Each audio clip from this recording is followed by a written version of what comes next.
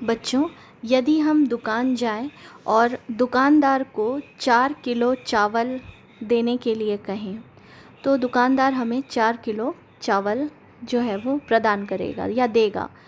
दूसरी चीज़, यदि हम कपड़े की दुकान में 2 मीटर कपड़ा ख़रीदने जाएं और कहें कि हमें 2 मीटर कपड़े की आवश्यकता है, तो दुकानदार जो है वो 2 मीटर माप के कपड़ा हमें देगा। तो यहाँ पर जो है 4 किलो चावल और 2 मीटर कपड़ा, चावल और कपड़ा ये जो है वो राशियाँ नहीं हैं, बल्कि इनके साथ जो लगे हुए माने लंबाई का तत्व और वज़न यानी द्रव्यमान का जो तत्व है वो भौतिक राशियाँ कहलाती हैं। जैसे मैंने कहा दुकानदार को 4 किलो चावल देने के लिए, तो 4 किलो जो है, किलो यानी उसका वज़न, द्रव्यमान, वह भौतिक राशि है, चावल भौतिक राशि नहीं है। दूसरी बार जब मैंने कहा 2 मीटर कपड़ा, तो कपड़ा भौतिक राशि नहीं है, बल्कि 2 मीटर यानी कि कपड़े की लंबाई भौतिक राशि है।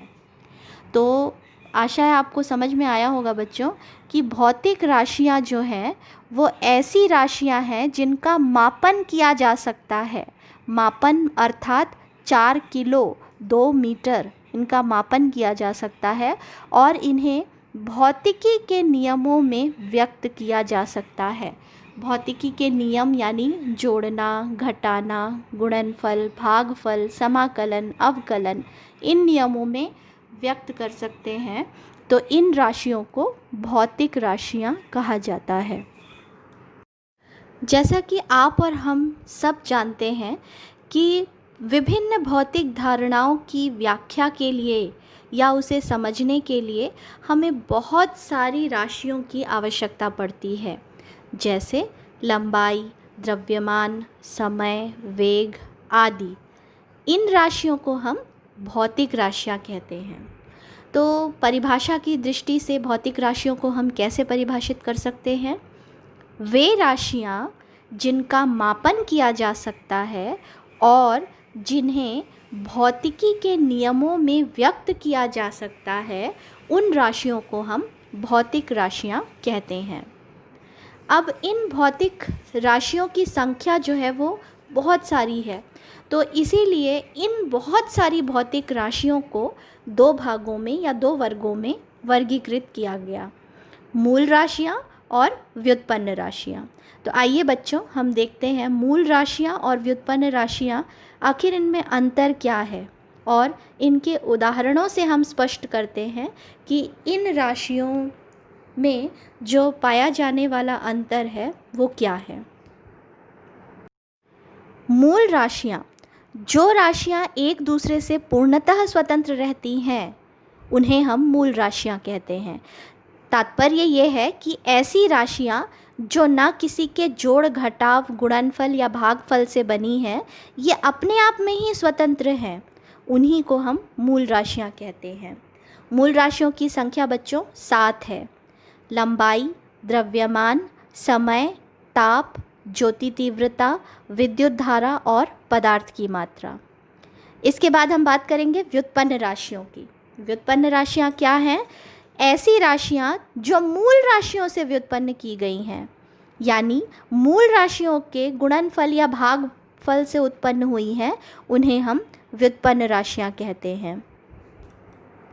व्युत्पन्न राशियों के उदाहरण में बच्चों हम सबसे पहले क्षेत्रफल का उदाहरण लेंगे।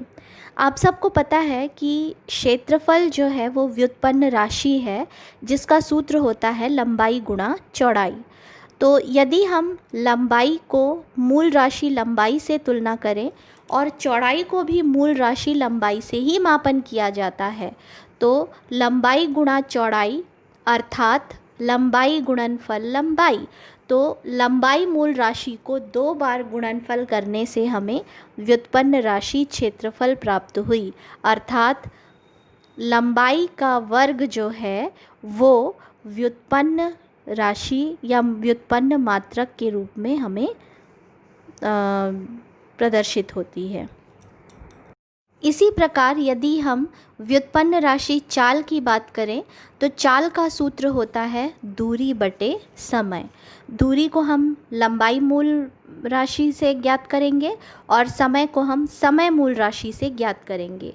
तो लंबाई बटे समय जो है वो व्युत्पन्न मात्रक है चाल का। इसी प्रकार तीसरा उदाहरण है व्युत्पन्न मात्रक में आयतन का। आयतन का सूत्र होता है बच्चों लंबाई गुणा चौड़ाई गुणा ऊंचाई। तो लंबाई का मूल राशि है लंबाई, चौड़ाई का भी मूल राशि है लंबाई और ऊंचाई का भी मूल राशि है लंबाई।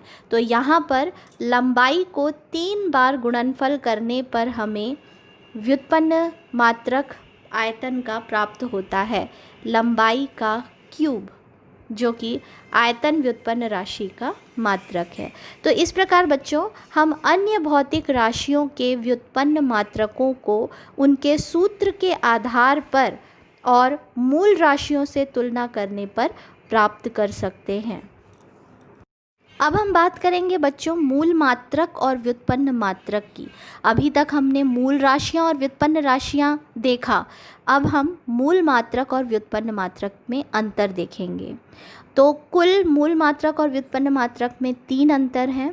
पहला अंतर है मूल राशियों के मात्रकों को हम मूल मात्रक कहते हैं और उधर व्युत्पन्न राशियों के मात्रकों को हम व्युत्पन्न मात्रक कहते हैं। दूसरा अंतर है मूल मात्रक जो है वो एक दूसरे से पूर्णतः स्वतंत्र होते हैं, अर्थात ये किन्हीं के गुणनफल या भागफल से निर्मित नहीं होते, लेकिन व्युत्पन्न मात्रक जो है वो मूल मात्रक पर निर्भर करते हैं। क्यों? क्योंकि उन्हीं के गुणनफल या भागफल से ही व्युत्पन्न मात्रक तैयार होते हैं। और तीसरा अंतर है कि एसआई पद्धति में मूल मात्रकों की संख्या 7 है और इसके अलावा 2 पूरक मूल मात्रक भी हैं, और उधर व्युत्पन्न मात्रकों की संख्या असीमित है, क्योंकि इन 7 मूल मात्रकों के अलावा जितनी भौतिक राशियों के मात्रक हैं वो व्युत्पन्न राशियों के मात्रक कहलाते हैं, जो कि अनगिनत हैं। तो आशा है बच्चों आपने भौतिक राशियों का 2 वर्गीकरण, मूल राशियां और व्युत्पन्न राशियां, और इसके अलावा उनके मूल मात्रक और व्युत्पन्न मात्रक को अच्छी तरीके से समझा होगा। धन्यवाद।